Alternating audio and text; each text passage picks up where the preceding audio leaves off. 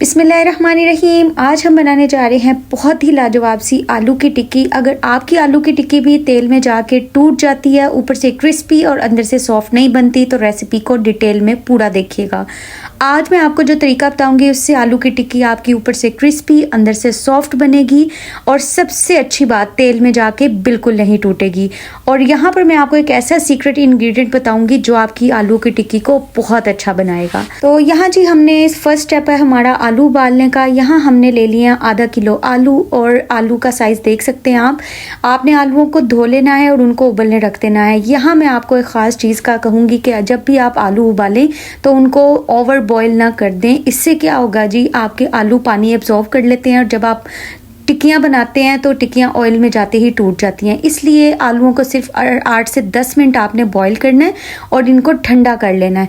जब ये ठंडा हो जाए तो फिर आपने इनको मैश कर लेना है अच्छी तरह से। तो ये चीज़ बहुत इंपॉर्टेंट है, इसका आपने ख़ास ध्यान रखना है।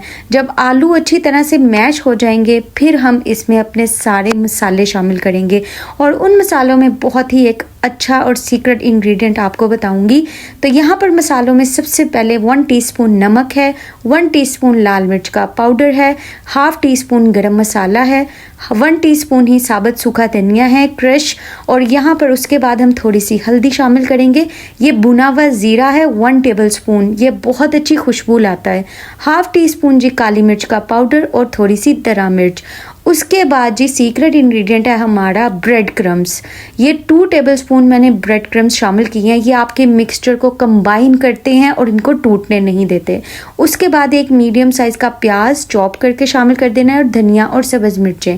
सारे मिक्सचर को आपने अच्छी तरह से कंबाइन कर लेना है।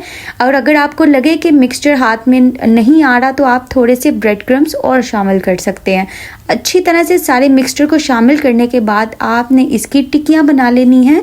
और अच्छी तरह से ये देख सकते हैं आप, पहले आपने एक राउंड शेप में टिक्की बना के, तो ये देख सकते हैं सारी आपने इस तरह टिक्कियाँ बना के एक प्लेट में रख देनी है। तो यहाँ जी टिक्कियाँ बन चुकी हैं, अब हम इनको फ्राई करेंगे। सबसे इम्पॉर्टेंट बात, जब भी आपने टिक्कियों को फ्राई करना है तब आपने देखना है कि आपका जो ऑयल है वो ठंडा नहीं होना चाहिए। आपका तेल अच्छा सा गर्म होना चाहिए, ज़्यादा गर्म भी नहीं, मीडियम टू हाई फ्लेम हो ताकि आपकी टिक्कियाँ अच्छे से गोल्डन हो जाएं। यहाँ पर एक साइड से कुक होने के बाद दूसरी साइड से भी हमने इनको डार्क गोल्डन ब्राउन कर लिया था और यहाँ पर हमारी आलू की टिक्कियाँ अल्हम्दुलिल्लाह बनके तैयार हो चुकी हैं। तो ये थी मेरी आज की क्रिस्पी और मज़ेदार सी आलू की टिक्की। अगर आपको रेसिपी पसंद आई हो तो ज़रूर लाइक कीजिएगा, सब्सक्राइब कीजिएगा और कमेंट सेक्शन में ज़रूर बताइएगा आप अगली रेसिपी कौन सी देखना चाहते हैं। और अगर आपने मेरा शॉर्ट वीडियो नहीं देखा टिक्कियों का, जिसमें अल्हम्दुलिल्लाह बहुत अच्छा रिस्पॉन्स आया था, आज उसकी मैंने डिटेल में वीडियो बनाई है आपके साथ ताकि आप प्रॉपर देख सकें। तो इंशाल्लाह अगली रेसिपी के साथ हाजिर होंगी। आपने मुझे अपनी दुआ में याद रखना है और लाइक करना है, शेयर करना है और सब्सक्राइब करना है। इंशाल्लाह अगली वीडियो के साथ हाजिर होंगी। दुआ में याद रखिएगा। अल्लाह हाफिज़।